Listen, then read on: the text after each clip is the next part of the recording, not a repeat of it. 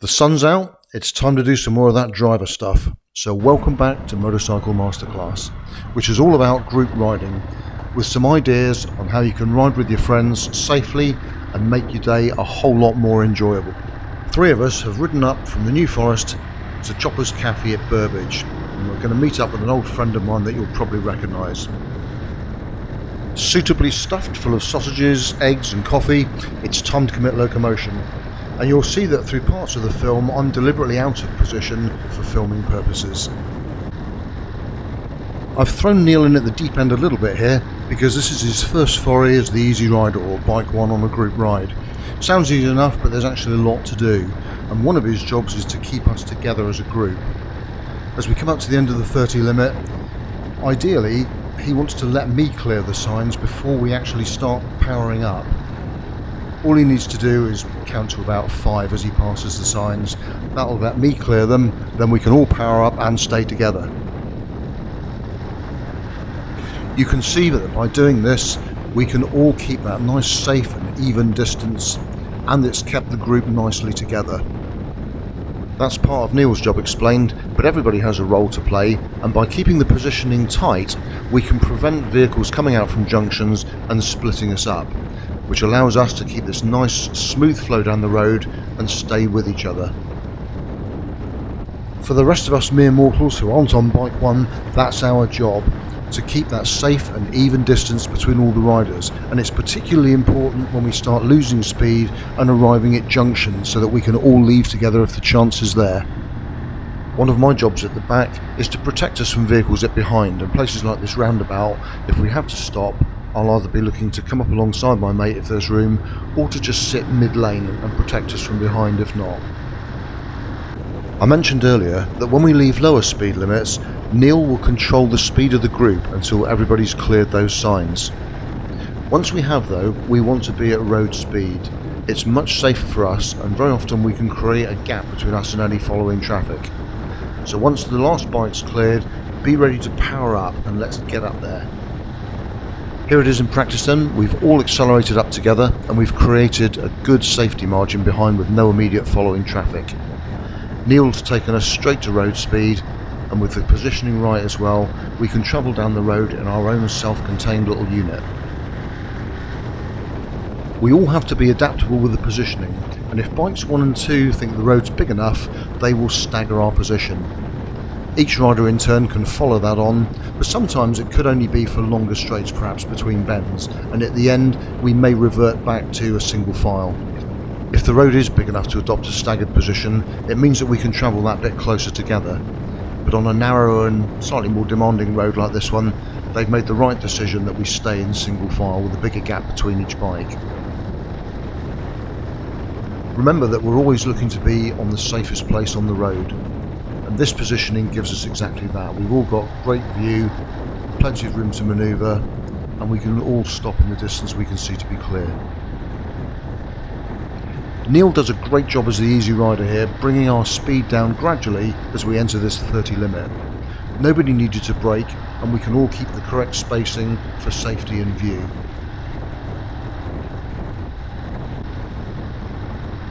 When it's time to leave, we can all accelerate up together, increase the distance between us, and just resume our single file pattern.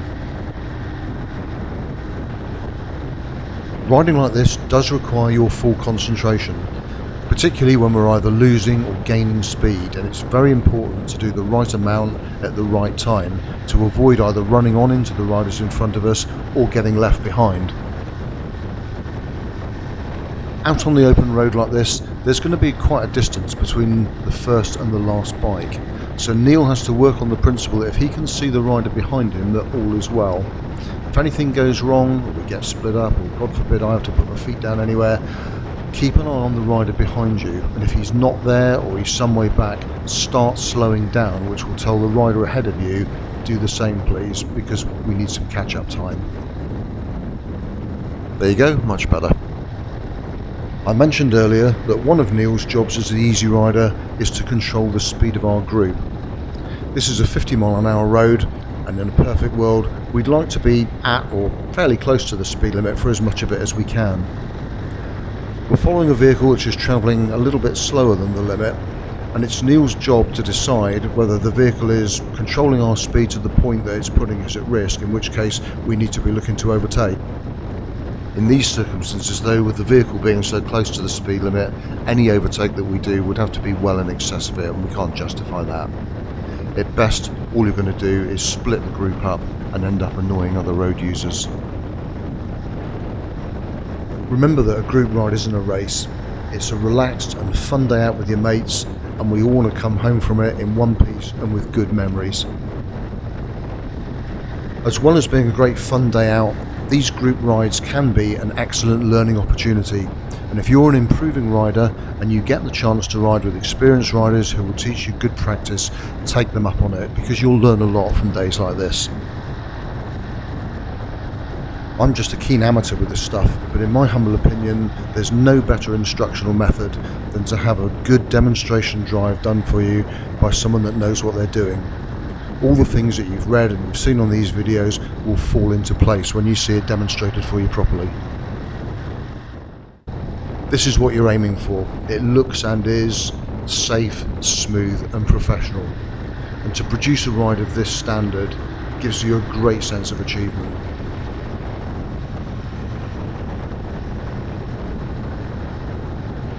Right, let's get back to it then. The road here is too narrow to pair up side by side, but because we're close together, although we're stuck in single file, the time for all of us to negotiate that roundabout is a matter of seconds. You're bound to get split up at some point, but don't worry, we'll chat about it later in the film and I'll show you some easy common sense ways to put it right. The golden rule of group riding is that we don't overtake each other, unless it's pre-arranged and done safely like this one. Neil did a superb demonstration ride as the Easy Rider, but he'd asked me if I would swap over about the halfway point and do the second half up to our lunch stop. The key to riding Bike 1 successfully is common sense.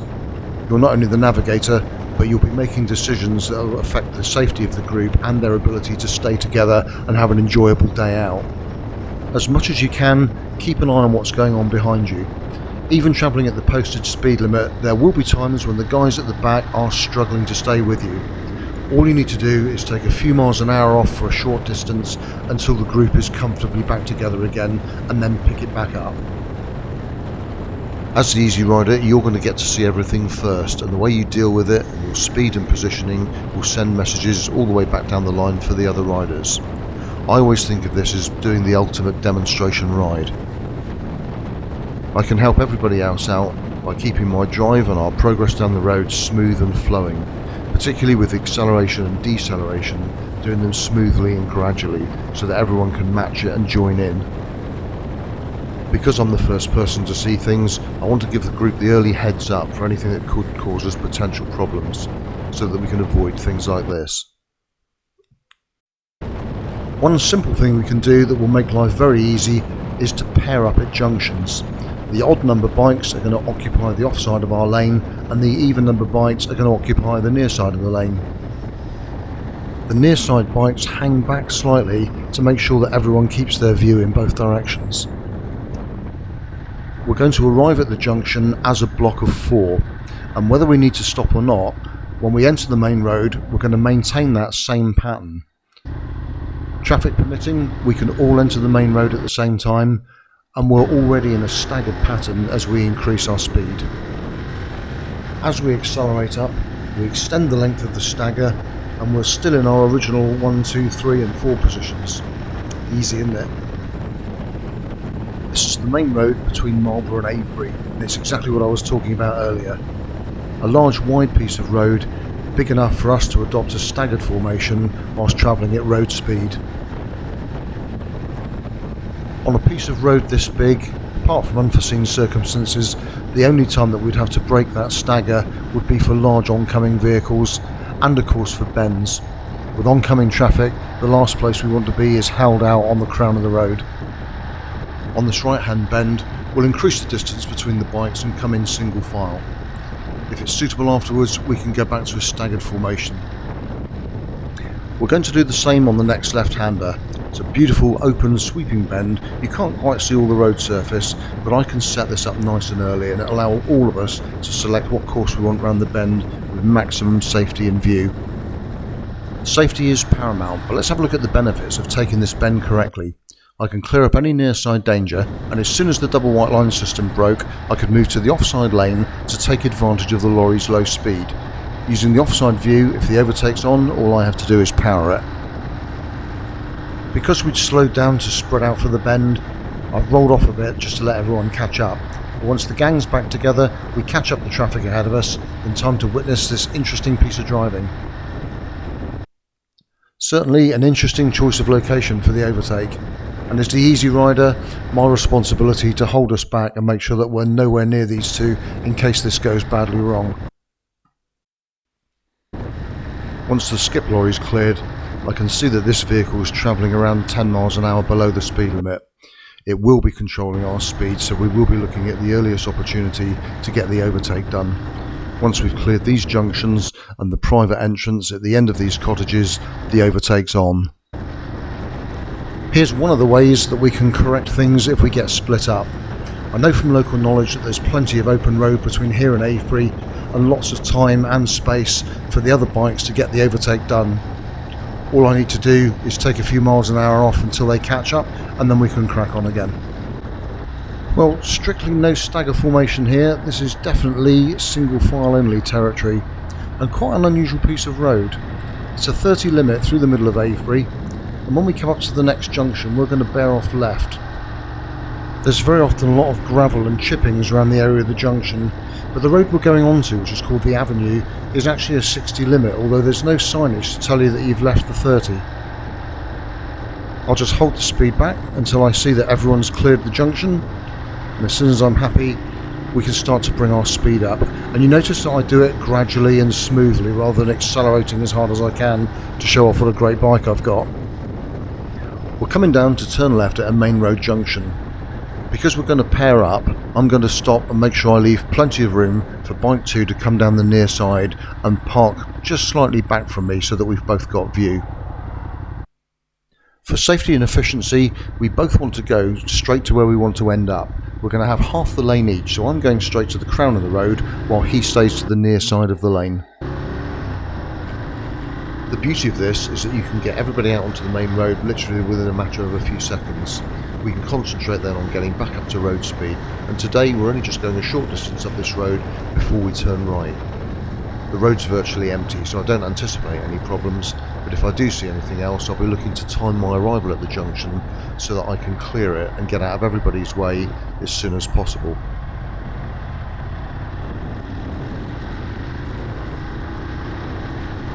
A complete change of road now, although this is still a 60 limit at this point. A narrow road with no verges and tall hedges both sides. We have to be able to stop in the distance we can see to be clear, so as the easy rider it's very important that I control the speed and read all the signs. A road like this uses all your skills, from reading vanishing points to trying to second guess what sort of road users you might come across. With our speed low, the group's nicely up together as we come into this BUA and past a small farm complex. I can help the other bikers out as we come up to the parked vehicle. As soon as I've got view and I can commit myself to overtaking it, I can remain on the offside lane and put a right hand indicator on to show them it's clear. Once they're all through, I can cancel it and we can carry on. Not every biker that you come across is riding a bike at the time, but I'm guessing that this guy is one of them. The driver was good enough to pull in for us, but there's still a narrow road and it still needs dealing with properly. So let's get our speed gradually right down until we're absolutely sure it's clear to go by. Yep, happy with that, let's go then. Thank him very much for his courtesy, and then do the same again and build our speed gradually back up to road speed to keep the group together. Not too much to cause us any concern on this empty road, is there? Or is there? Have a look at 2 o'clock when we pass the gateway. You see him down there on the hedge line? Take yourself right back to basics now. What you can see, what you can't see, and what you can reasonably expect to happen. What if he comes into this junction but takes it too fast? Does it change where you position? Absolutely. So I position mid lane, and once they're clear then I'll go back to the position that I want out near the crown of the road. Bike 2 has come down alongside me, so as soon as we're ready to go, I go straight to the offside of my half of the road and we can pull out together. As we came away from this junction, I saw something at 10 o'clock and I'm not quite sure what. It was literally a line of colour, but I know there's something in there. I need to present the vehicle but then be prepared to move for safety. Back to basics again then. Present the vehicle between them and the near side hedge to equalise the danger. All of this riding and concentration does make you hungry, and this is our stop for lunch. It's right on the side of the canal and it's the cafe at Honey Street near Devizes. Don't switch off yet though. A place like this is very popular and there's bound to be people and vehicles moving around in the car park area, and our ride isn't done until we've switched off and parked the bike up. Please remember our reputation, so come in nice and quietly and sensibly, and as soon as we get into the car park I'm going to try and find a place where we can park all the bikes up together. It's there at 1 o'clock next to that black car look. A space big enough to take all 4 of our bikes together. And you can see that there's people eating lunch, there's children here, there's animals, so come in nice and quietly, park it up and get yourself a tuna panini and a bucket of coffee.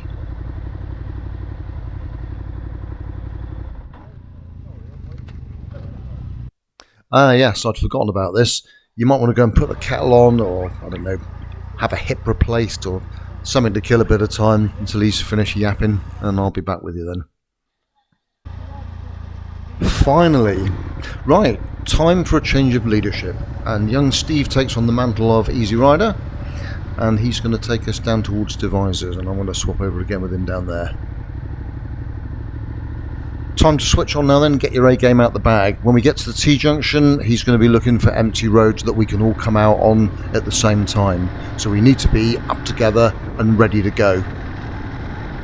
The road we're coming out on is too narrow to pair up. We have to come out single file, so Steve has kept the speed down to get everybody back together. We need a careful line at this junction because it's covered in gravel. And he's also going to keep speed down for a minute to make sure everyone clears it. And once we have, if you watch his bike, there it goes. We can all power up together. As soon as we've left that junction, Steve's picked up on this wagon coming in, so he's tucked up to the near side to make sure that anybody following it isn't going to be looking to come out and do an overtake. For those of you that don't know Steve, because he comes from my neck of the woods, he's a very natural rider and he demonstrates to a very high standard. Let's talk some more then about jobs within the group, and if your job is Bike 2, you're going to be busy. As Bike 2, it's my job to work in conjunction with Steve and to relay his speed and positioning to the rest of the group. One of my jobs as Bike 2 is to set that safe and even distance between us for the rest of the group to follow. Every time he alters his speed, I need to alter that distance accordingly. He's made my job and everybody else's very easy because he's a smooth rider and it's not hard to keep the group together like this. For blind left-hand bends, I've always been an advocate of setting up early, and if the road's empty, that means getting out onto the crown of the road and getting all the view you can whilst you can. He's got perfect setup here and avoids what could have been a potentially dangerous situation.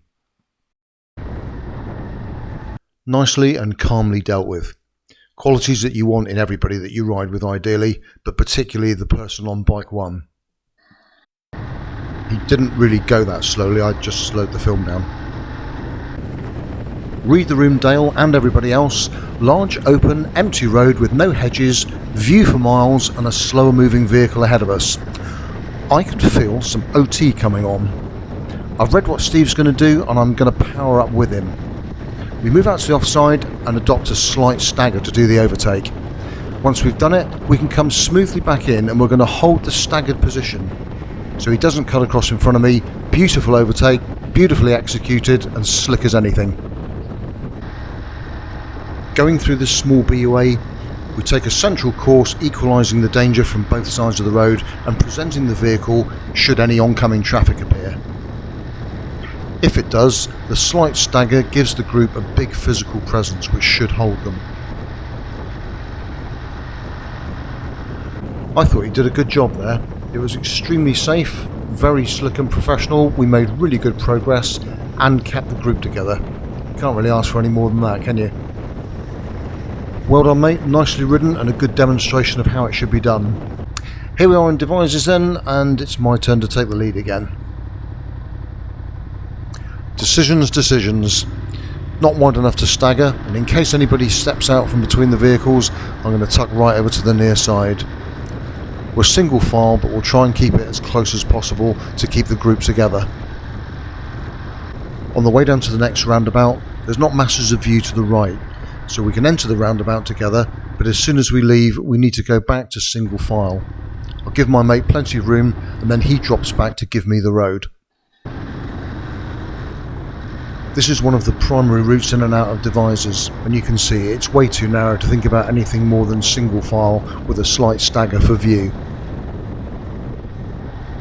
No problems though, the roads are almost empty, so it gives us a nice clear run down through the BUA and a chance to hone up your observation skills with these nice lines of light coming out all the driveways and entrances. As the speed limit changes from 30 to 40, it's still too narrow to stagger, so we just put a little bit more distance between the bikes as we bring the speed up and carry on with our single file formation. This next section of road is an S-bend on quite a steep downhill, and I'd like to keep that vehicle ahead of me in view. I'm just gradually reducing my speed, and so should everybody else be in the group. I can keep him in view around the corner, and bike 2 is going to give me plenty of room so that I can move across. We want to keep moving if we can, so I can time this just right, so as soon as the vehicle clears we can all accelerate back up. I can present the vehicle to any oncoming traffic and we can get straight back up to road speed again. Interesting looking vehicle up ahead, and time to slow the speed of the group down. All we can do is give him room and let our back marker keep us safe from any following traffic. Do you remember what I said earlier about bikers not always on the bike? This is another one. In fact, I wouldn't be surprised if he owns an Italian bike. Thank you very much, sir, you're an absolute gentleman. Let's get straight back up to speed then. The road is still not wide enough to stagger, so we're going to maintain our single file formation. Apart from moving over for the odd large vehicle, we're having a really good clear run today, and Wiltshire does have some superb roads and perfect for demonstrating on these videos.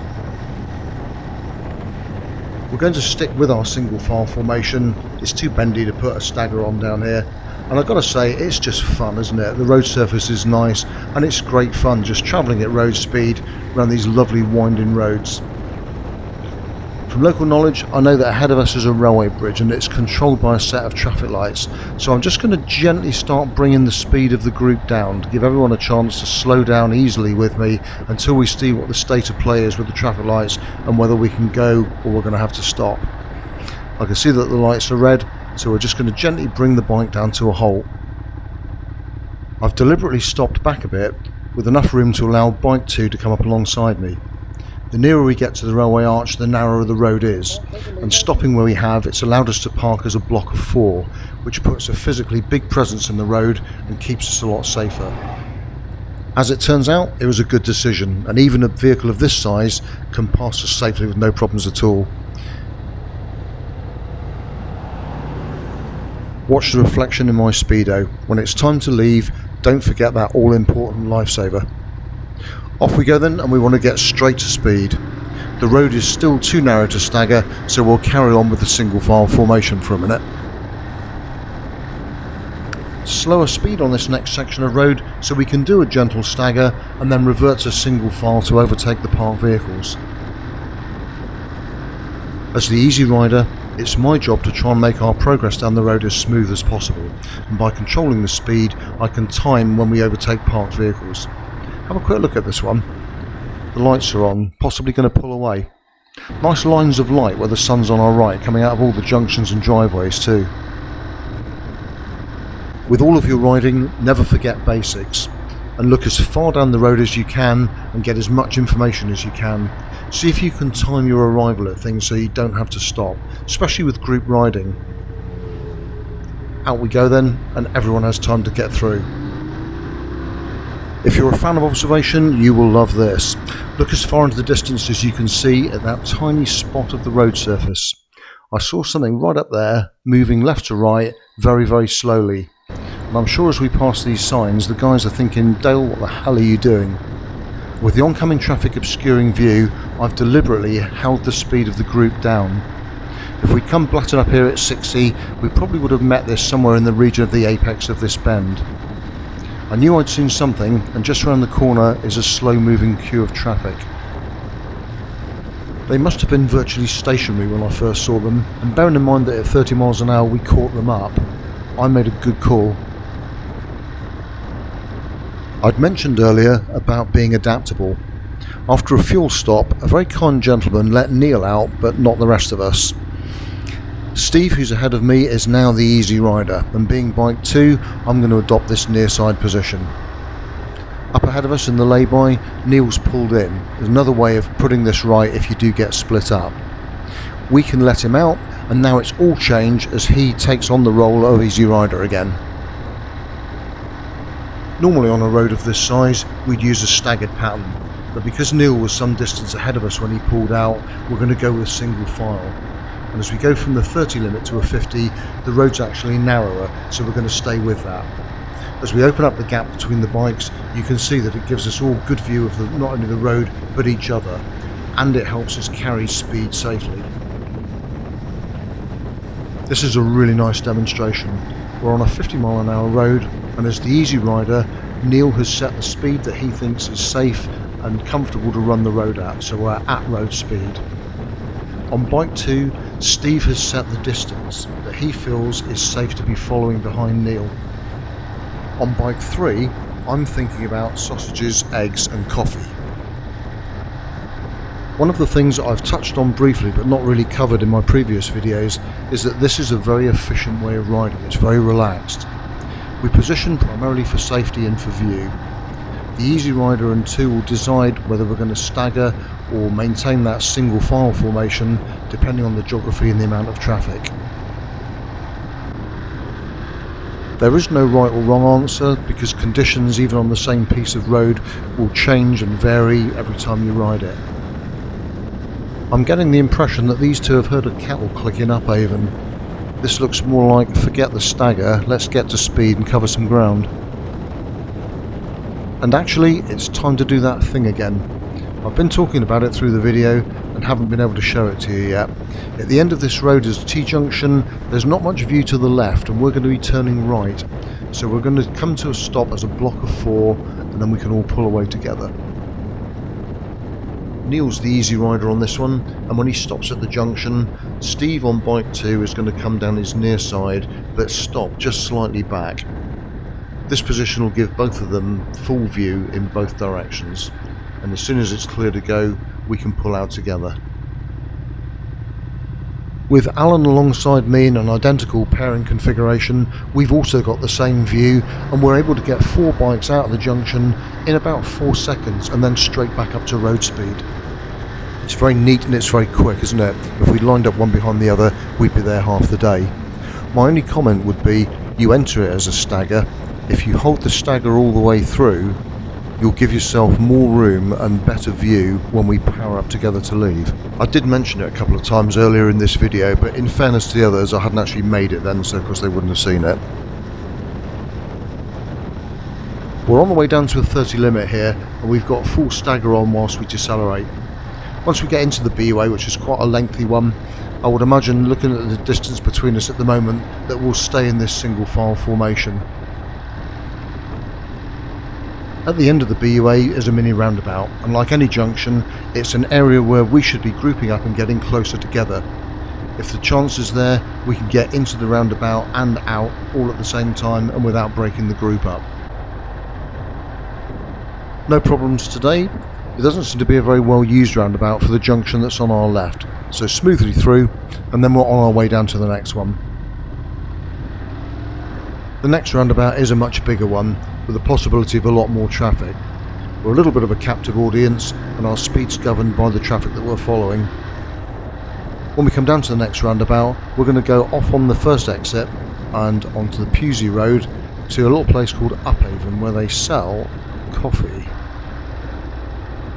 Mind back on the job then, and a roundabout of this size is potentially another way that we can put the group back together if you've been split up. Whoever's split off goes round the roundabout, the others time their arrival to let them back in, and you've put the group back together. As we leave the roundabout, we're in a 40 limit. We've got a straight down run which we can use to run speed off to enter the 30 limit at the bottom of the hill. This big straight empty piece of road gives us the opportunity to sit out on the crown and get an early view down into the BUA before we get there. Lots of time to adjust our speed, and with the oncoming vehicles headed up by that Arctic, we can select a course to equalise the danger between it and all the driveways and entrances on our near side. We're a little bit spread out here, but it's not a problem as we head down towards the next roundabout. If you look across to the 1 or 2 o'clock position, it looks like a small park, but there's a wood rail fence down alongside the road, and it gives us a view of any traffic coming up to the roundabout from our right. With the red car held, we all get a clean run through before he gets a chance to move.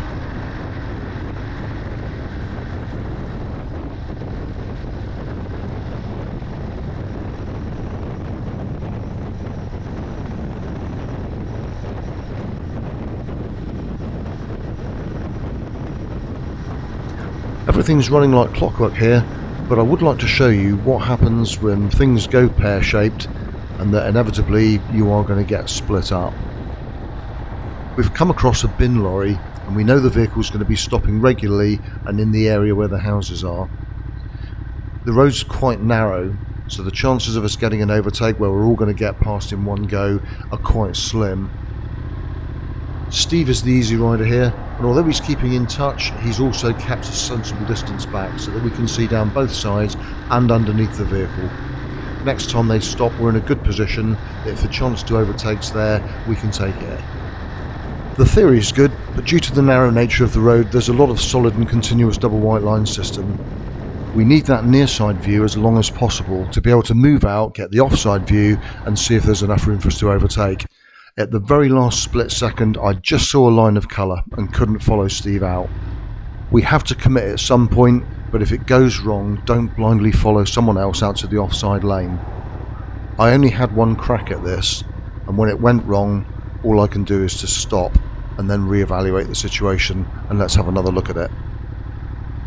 I could see the shadow of this tree on the road surface ahead of the lorry. I couldn't see any vehicle shadows, and I only had to move out a small amount before I had view of the whole road to see that it was clear for me to carry on.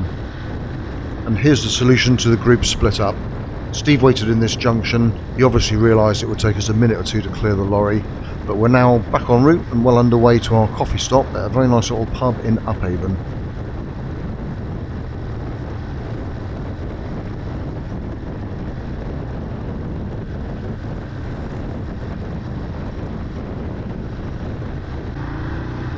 I took over just before we got to the village because Steve doesn't know where the pub is.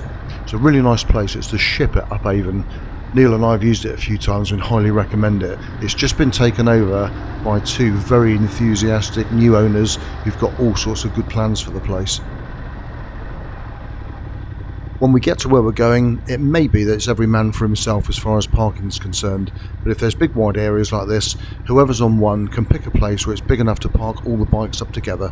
Leave them in a tidy line and make sure you leave a good gap between all of them.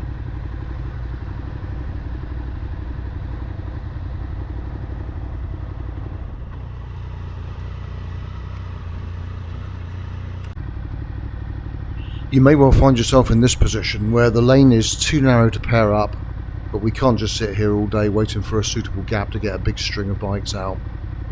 Take the initiative then, split the group up deliberately, and whoever can get out gets out. Take yourself just up the road, find somewhere quiet and pull in and wait for the group to come along. As long as you're staying on the same road, it doesn't make any odds whether the other members of the group know the area or not. As long as they've seen where you've gone, all they have to do is follow down that road until they see you. Find yourself somewhere obvious where you can be seen easily, and all you have to do then is sit tight until the group turn up. Your new and temporary Bike 1 rider will hold the group back and create a gap for you so that you can come back out and take up the lead again.